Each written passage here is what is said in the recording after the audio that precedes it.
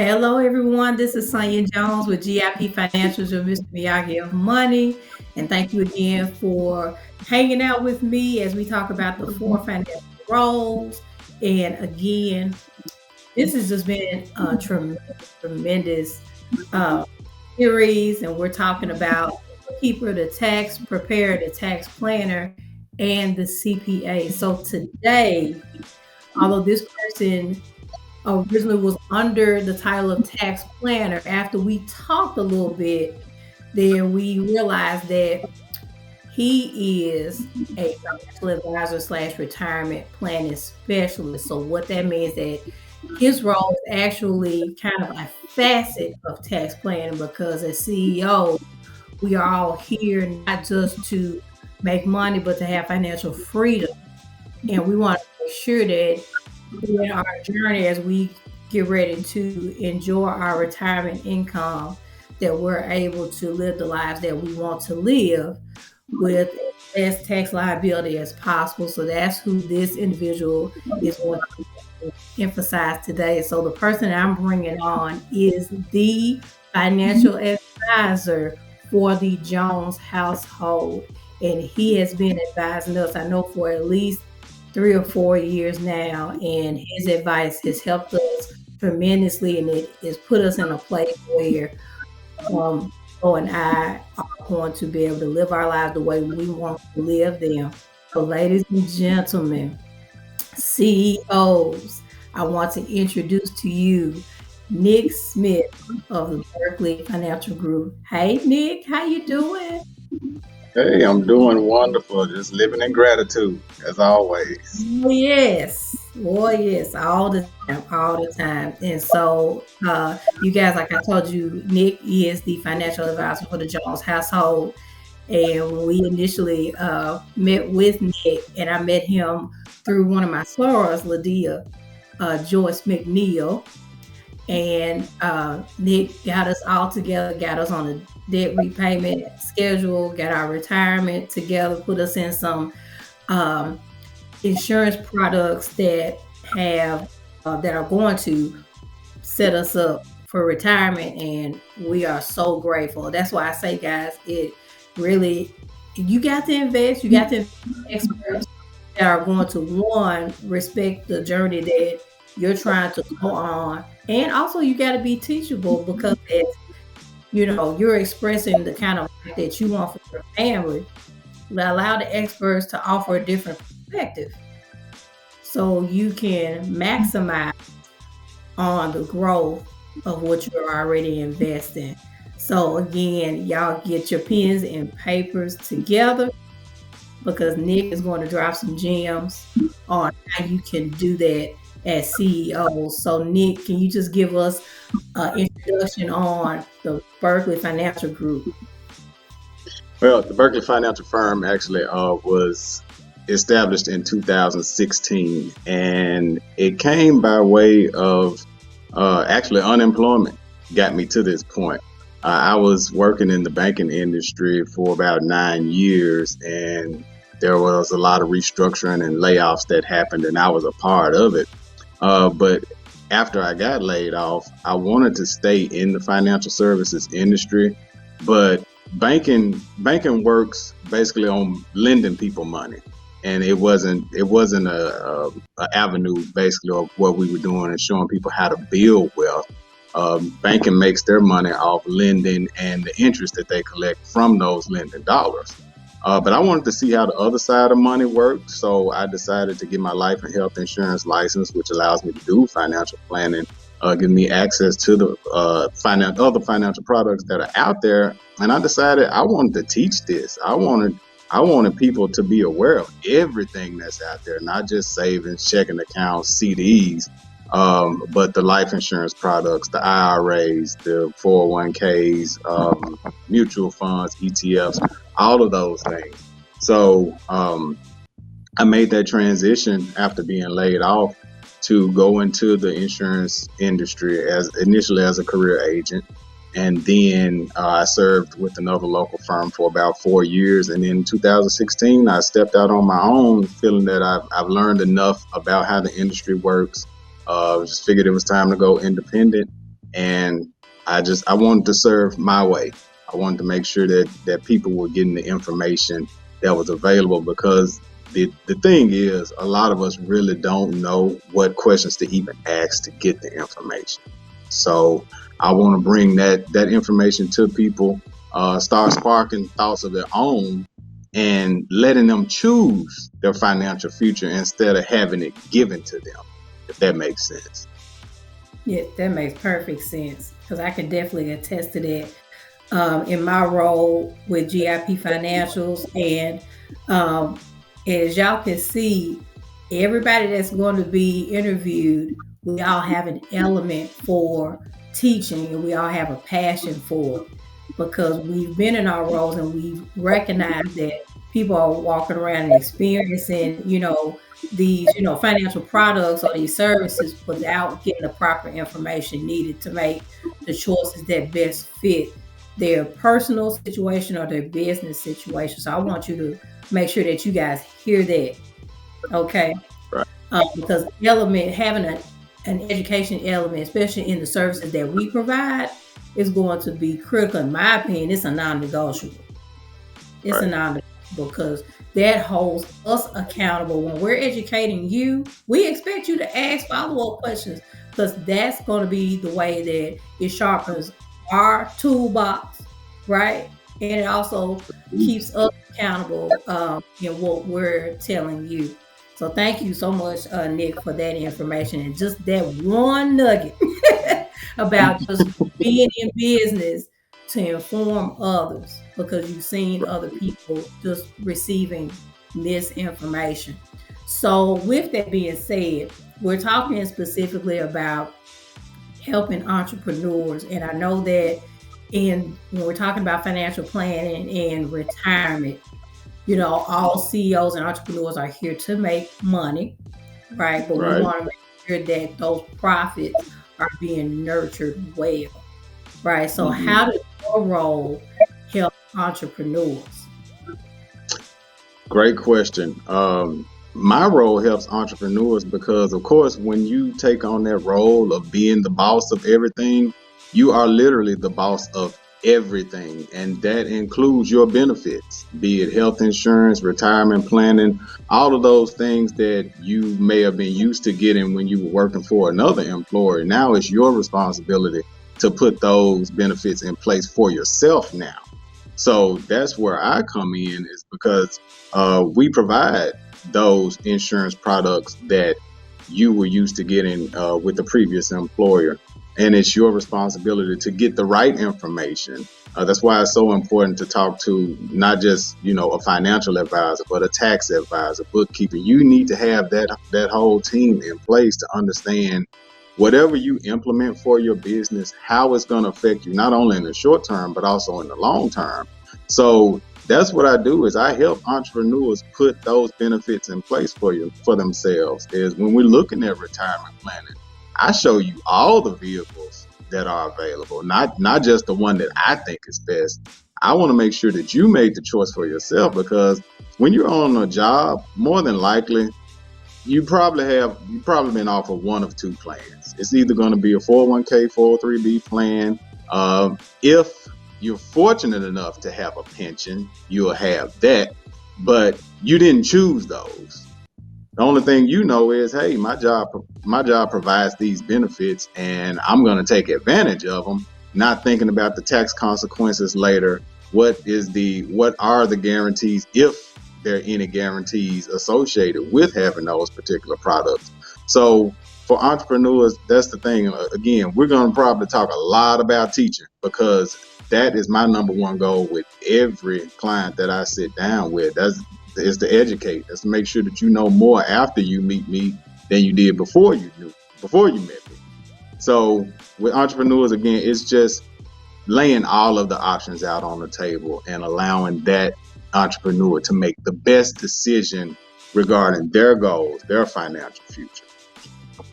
Wonderful, wonderful. I'm loving it. You just see me over here smiling because this is the truth. This is really the truth, and the only way that you're going to be able to really, you as the entrepreneur, right? To put yourself in the best position possible. And then also, did you hear what Nick said as well, as far as the benefits? Because I also want to talk about this part as well. We want to take care of you, but as your business grows to scale, right? You want to make sure if you're, want to retain and attract and retain employees, you want to make Right. sure that you have good products that are going to be able to keep those, one, that they make sense, right, for your employees, and then have those products that are going to assist in the retention of your employees. I personally know that just being in my full-time job, those benefits matter, and being Right. able to get the feedback from your employees about how those benefits help them, bringing in those experts to talk to, our staff during all staff PD in the summertime, having, the appropriate open enrollment, all that stuff plays a major factor. So like for us, when we do TCRS, we always have our TCRS representative talk to our staff for just that, for the same reason that Nick was talking about. It's so important that your staff knows, but you also want to have an ear to the ground as far as what your team needs, right? So thank you again Absolutely. for that, Nick. So we're going to keep rolling. So one of the things that I always inform my clients about is, just like you said, asking questions. And so when prospective clients are looking for a financial advisor or a retirement planning specialist, can you offer any specific questions they should ask that'll be able to separate, not say the novices from the experts, but you know what I'm saying, just to be able to best find the person that's right for their situation. Right. If there were any questions that I would say ask, especially given that I've been in the financial service industry for over 20 years now, altogether. The thing that I would ask initially, and this may be unconventional, but I would ask that person, do you love what you do? Because if they don't, then you're looking to make a commitment with this individual. If they're going to be handling your taxes or retirement planning, whatever facet that they're going to be serving to you, you want to know, do they love what they do? Because you don't want that relationship to be shortened, nor do you want the services that you receive to be lackluster, because if that person doesn't love what they're doing, then if another opportunity comes along, then you could find yourself trying to find somebody else to replace the person that was serving in their role. So you want to ask, do they love what they do? And what do they specialize in? It's just like, it's important for me to let people know that, hey, I specialize in retirement planning. You may be looking for somebody who specializes in trading or mutual funds or things like that. That's not my specialty. I have reasons for that. And if that was expressed to me that that's what you're looking for, I have no problem in letting you know that's not what I do. And that's fine. It's not for me to change your mind and change what your goals are, because I'm secure in what I do. And if what I present to you, the services that I provide, if that works for you, then I'd love to build that relationship with you. But make sure that you ask that question, whether they specialize in, and does it align with your goals for what you want to do. I've had people who come to me because the term financial advisor or financial services is so broad. You have people who are using that term for credit repair, tax preparation, so many things. And I've gotten calls about accounting, credit repair, and so many other things that when I sat down with the person, the goals weren't aligned. Their goals didn't align with what I provided.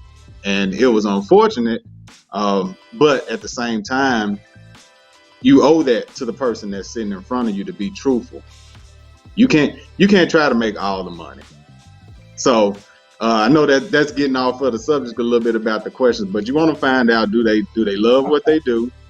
And I have asked, how long have they been doing it? Because again, if you're just starting out, if you're talking to somebody who's fresh in the business, they could be very knowledgeable and may be able to help you.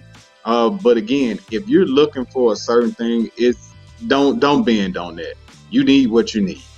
And if that person can provide it, then they should have enough integrity and honesty to let you know that I would love to help you. I'm just not in the position to do that thing that you need right now. So if there's anything, those will be the main questions that I would say you need to ask of anybody that you're looking to partner with. Right. So I want to bring up two specific nuggets that Nick talked about. And this is really for the entrepreneurs, right? You got to be honest with your prospective clients about what you specialize in. That's the only way that you are going to guarantee your profits as an entrepreneur. You got to niche down. The more specific you are, Mhm.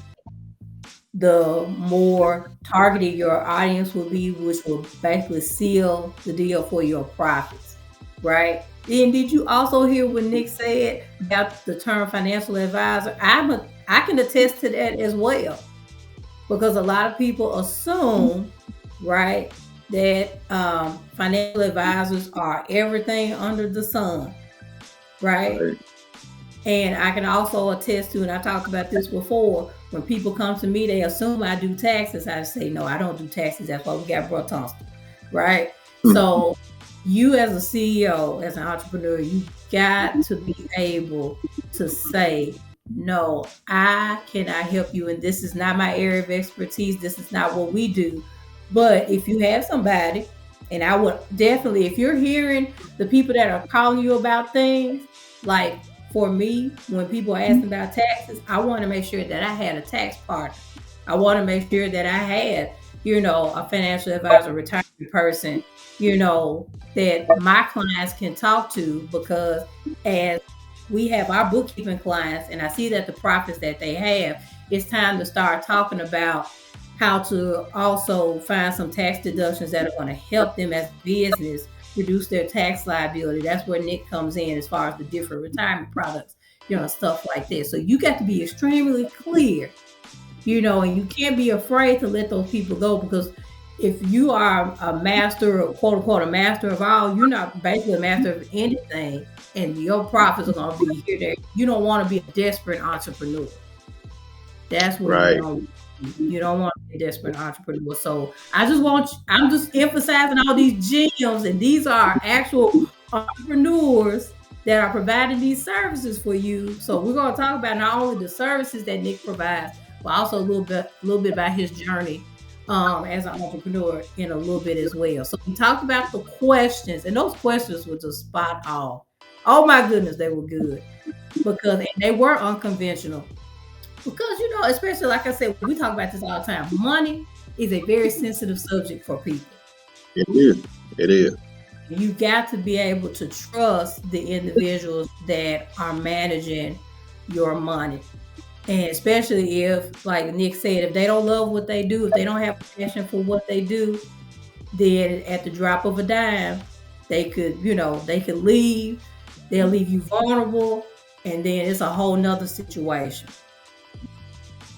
So you got to keep those things in mind. Was there anything else that you want to say about that, Nick, before we go to the next question? Actually, I wanted to piggyback on what you were saying as far as referring out the business. What that does is that actually gives you more value, because that person sitting in front of you will always remember that, hey, they didn't try to take my money, even though they knew that they couldn't provide that service, and they had enough honesty and integrity to send me to somebody who could take care of me. So when they come across another person who would need your specific services, they wouldn't hesitate to refer that person to you. Absolutely. Absolutely. I agree 150%. So here's our next question. So we talked about the specific questions. So let's talk about your specific intake process, Nick. So say you've already had like the inquiry call, right? Hmm. Want to schedule a consultation with you. Can you walk our listeners through what your intake process looks like? So after I get the call and we decide to meet, um, it's basically a dual interview, if you will. I'm interviewing you, and you would interview me because, again, when it comes to money, that's a very sensitive subject, and you want to make sure that you're working with someone that you trust, and it's also important to work with somebody that you like. And the best way to do that is to have a conversation. You can feel the vibrations, if they're good or bad when you're sitting in front of somebody. You can feel that energy if it's good or not. So we'll set that meeting up. And the thing that I always do is I tell everybody this, and Sonia, you can attest to this. I say, I'm going to talk a little bit about myself, but you're going to talk a whole lot about you, because my job is to ask questions. I need to find out more about you, what your goals are. Now, early on, I'm going to express what my goals are, which number one is to educate you. Again, like I said earlier, is to make sure you know more after you meet with me than you did before. Two, I want to help you decrease your tax liability. Three, I want to help you increase your net worth. And then four, I want to help you increase your cash flow. And my next question after that is, do those sound okay with you? And if that answer is yes, then we can move forward with the conversation. And I let it be known up front that I'm going to ask you a lot of questions. Some of these questions you may not have been asked before. You may not have the answer. And that's fine, because that's what I'm here for. Because if you don't have the answer, let's work together to come up with a solution for it. So it's a lot of personal questions. And that's why I put that out there in the beginning of the conversation, because I need that comfort level from you. I need that okay that we can move forward and ask those questions. So once I start asking those questions, then you may not have known what your goals were initially, but they will begin to develop throughout the conversation as questions get asked. And that's basically what happens. And after I get the answers to all of those questions, then if that person wants to, then I can develop a financial analysis for that person, so that we can, I can list out everything that I've heard, what potential pitfalls I may see, what areas or what holes need to be filled. And then I can provide you recommendations for solutions to those things. And it's always up to the client if they want to move forward or not. I am a no pressure advisor. I do not tell grown people what to do with their money. I'm going to reiterate that. I do not tell grown people what to do with their money. My job is to put the options out in front of you, and you make the decision of what you want to implement. Now, you can ask what my suggestion is, which one do I recommend over the other, and I will give you that information. But at the end of the day, you are responsible for the choices that you make regarding your money. And from that point, should you decide to become a client, we will brief, maybe once, twice a year, see how everything is going. As changes come about within your life, then I would expect the client to reach out to me and let me know, hey, may experience the life event like a divorce or a new baby, or anything could have happened. And if we have to make adjustments to your plan, then I need to know that. You can't necessarily wait until the 1 year anniversary where we get back together and talk about things to let me know all of these things that happened in the previous 12 months. So it's an ongoing relationship. And I expect anybody that I sit with to ask as many questions as possible. That's also something that you need to be aware of when you're meeting with an advisor. If they limit the amount of questions that they're willing to ask, that's an issue. That's an issue. You should be welcome to ask as many questions as you need to, if in that allotted time. If you have an hour with that person, let them know up front, hey, I have a list of questions that I want to make sure are answered, and get those questions answered. And I have no issue with that. I always welcome questions because, like you said, Sonia, in the beginning, it makes us sharper. I welcome questions. I want you to ask me one that will stop me, because I'm going to go to the books and I'm going to find that answer. Oh boy. Did you see it? Boy, it was already in my face, because two things that you said that have been consistent in our interviews so far. One is the importance of investing in an expert. An expert will tell you all day, just like I will say, like Bro Thompson was saying, you just heard Nick say it. We can advise you all day long. But at the end of the day, it is up to you to figure out what you're going to do with our information or not. And I make that clear in my engagement letter, like, hey, I can tell you, I can advise you what to do, but at the Bro Thompson can, Nick can, but at the end of the day, you can't say it's our fault because you did what you wanted to do with your money. You right. hired us for a reason. So it would behoove you Absolutely. to leave. And if you don't know what we're suggesting, like Nick said, please ask questions. Because that's going to make Right. us better. Taryn, I'm going to scoot back. You told me, hold on, I'm going to scoot back. Because you said my head was too big for the thing. So I scooted back. And then another thing,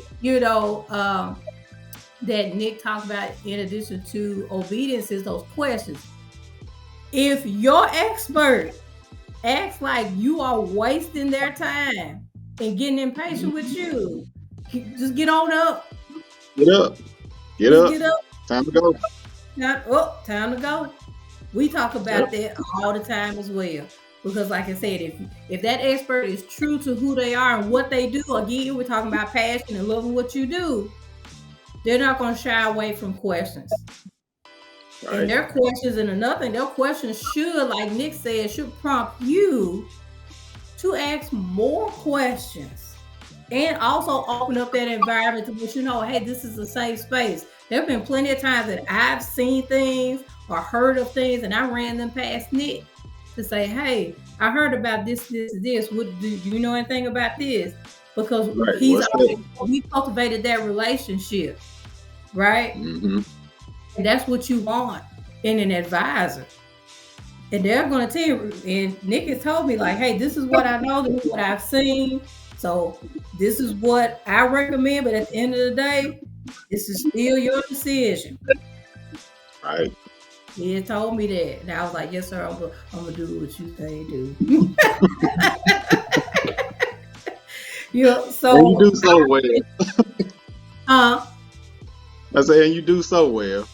I tried B.O.B. because, like, look, I'm 43 years old. I don't have, look, we gonna blink 3 times and I just need to be in the right place. So I appreciate you talking about the intake process. So now let's kind of pivot to entrepreneurship. So you said in 2016, 2017, you stepped out on faith to create the Berkly Financial Firm. My apologies for not saying it right the first time. So what I want to talk about is the investment that you made as an entrepreneur. So I've got 2 questions. What was the most effective investment that you made in your business? And then the second question would be, what advice do you have for entrepreneurs?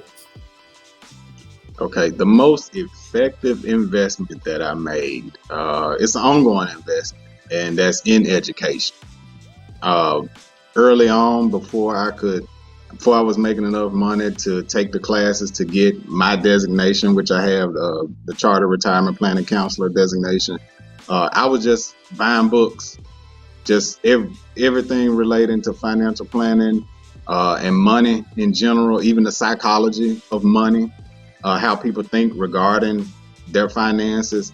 I just wanted to be on top of everything, because when you're in those early stages or a novice in the business, people can tell, but I didn't want to be one of those persons that was new in the business, but really new to information as well.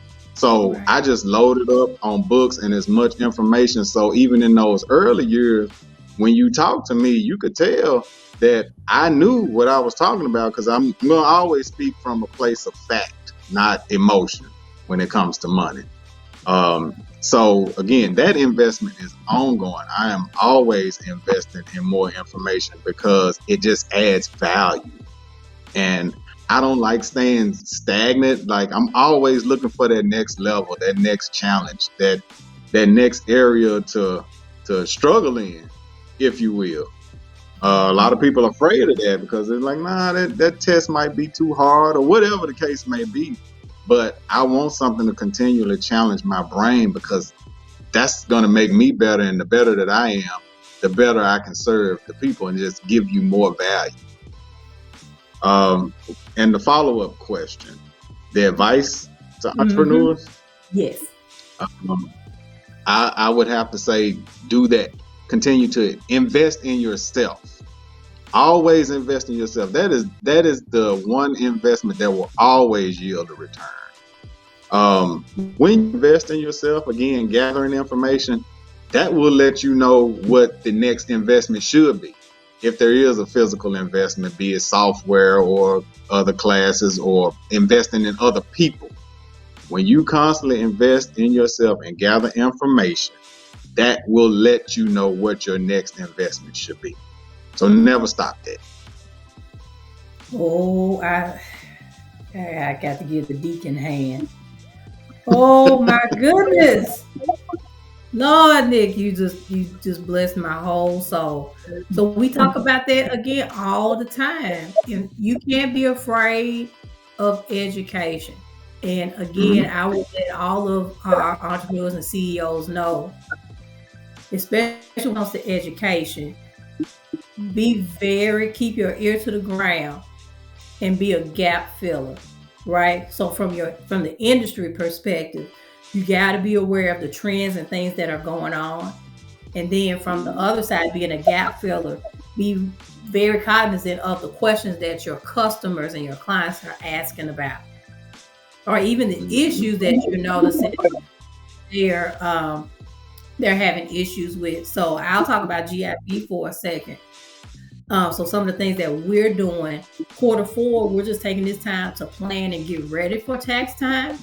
I've already talked with, Bro Tunstall about some things that, like so we share clients, right? Because I do the bookkeeping, he does the taxes. So we're talking about some trending issues and things we already talked about, looking at what the IRS is talking about for the 2022 tax year and how we can set our clients up for that.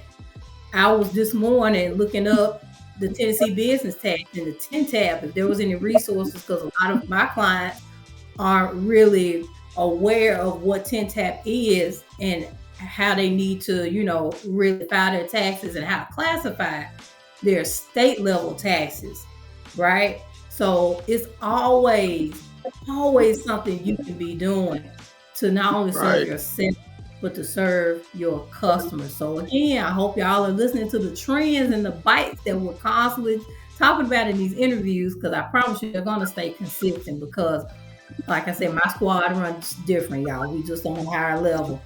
And all of my people are teachers, and they love to teach their people. So before we close out, I got two other questions. Go ahead. Nick, so here's the first question. So I know most of my clients already have full-time jobs, right? Okay. And they are looking to leave their 9 to 5 and move into full-time entrepreneurship, including myself. And we already talked about that as well. So I hadn't told you, but I just recently officially communicated my resignation. So I can say it on Al Gore's internet. So I'll be doing GIP Financials full time. So any advice for entrepreneurs who are preparing to move from their 9 to 5 to full-time entrepreneurship? Well, the main thing, and we're talking about money here. I didn't necessarily have this luxury when I was laid off, but if you're going to make that transition, it's important to have at least 6 months worth of living expenses that you can draw from. In entrepreneurship, I would say you really need a year's worth, depending on what you're doing.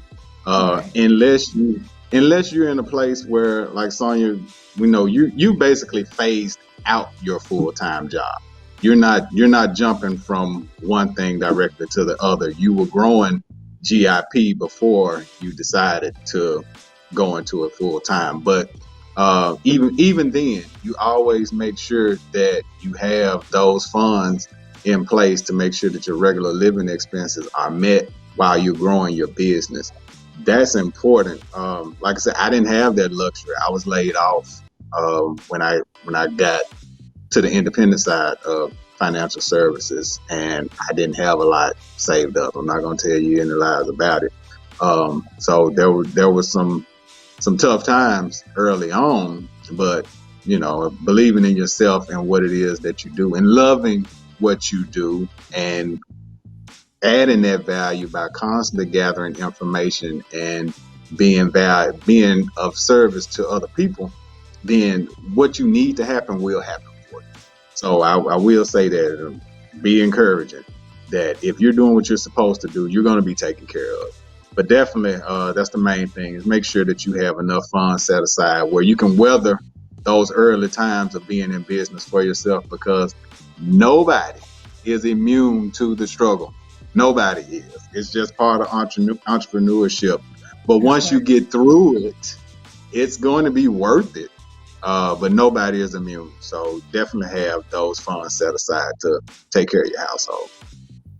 Wonderful information. Yes, I could definitely piggyback on that to say, even thinking about your benefits and things like that, because money is one aspect of it. Also, just thinking about your medical, especially if you have a family, right? You have to think about that transition as well.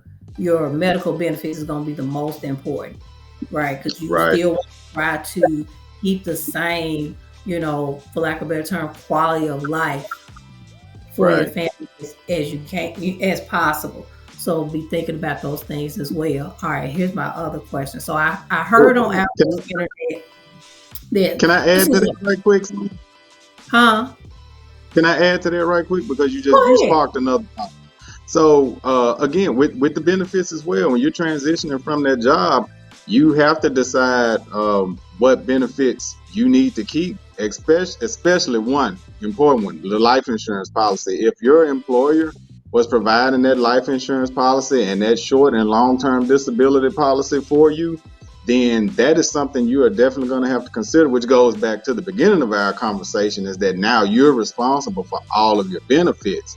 You definitely want to make sure that if you leave here, that your family or your closest loved ones will not have to come out of pocket to take care of your final expenses, and it won't be a struggle for them to continue living. So find out if that life insurance policy is portable. If you have a retirement plan, when you leave that job, you take all your pictures off the desk, you take all of your personal belongings, take your money too. They don't want to keep administering that fund. It costs them money to administer that fund. So take your money with you, talk to a qualified advisor such as myself, and we'll be glad to show you what your options are for rolling that over and protecting that money. We don't lose money at the Berkly Financial Firm. We just don't. We don't. I'm a witness. I'm a witness. Because that's what in our consultation, I was like, okay, Nick, so look, see, this is what happened back in this day, and this is my concern. When it comes to my retirement, I'm probably more conservative than because I'm not on that I have earned. So yes, everything that Nick is talking about, I have a witness to that. He is definitely going to walk you through that. Here's my last question. So on Algo's internet, this is a perspective that kind of piqued my curiosity.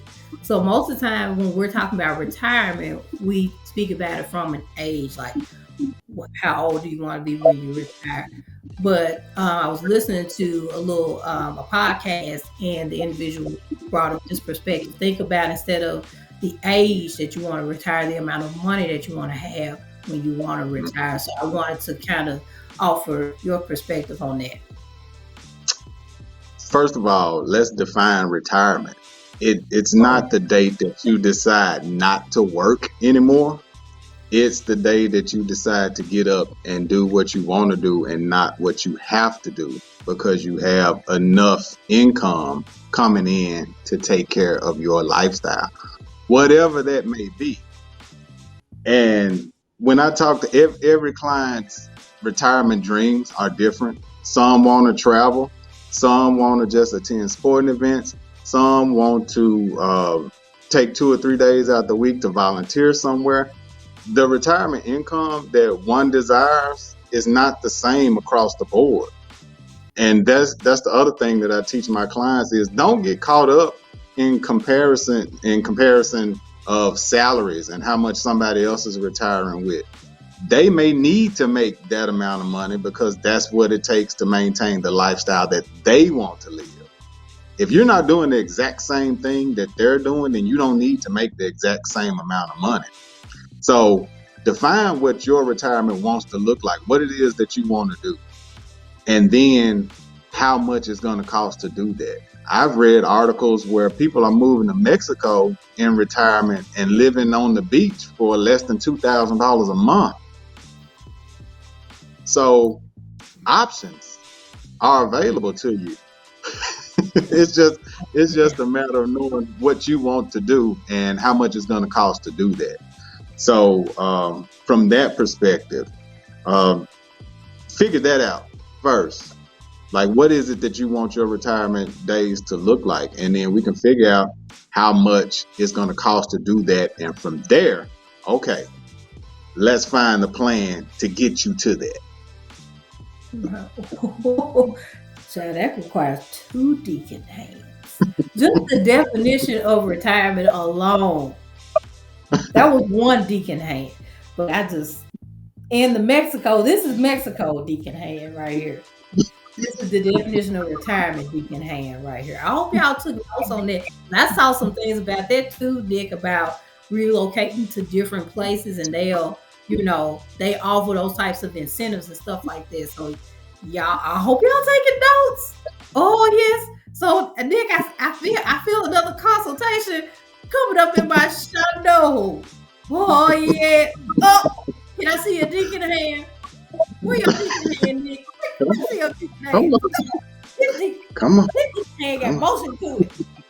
Oh yes, that's what I'm talking about. So Nick, again, it has been such an honor. Thank you for taking out an hour of your day to sow into our GIP Financials audience. How can they get in contact with you? Because I want them to talk to you about their money. You can reach me, go online, www.berklyfinancialfirm.com, and you can request a consultation there or call directly 901-818-3118. That number is directly to me. You will get me when you call. Those are the best places. You can also follow us on Facebook, the Berkly Financial Firm, and that's BERKLY. Follow us on Facebook, on Instagram by the same name, and reach out. And again, ask questions. Set up the consultation. The consultation is complimentary.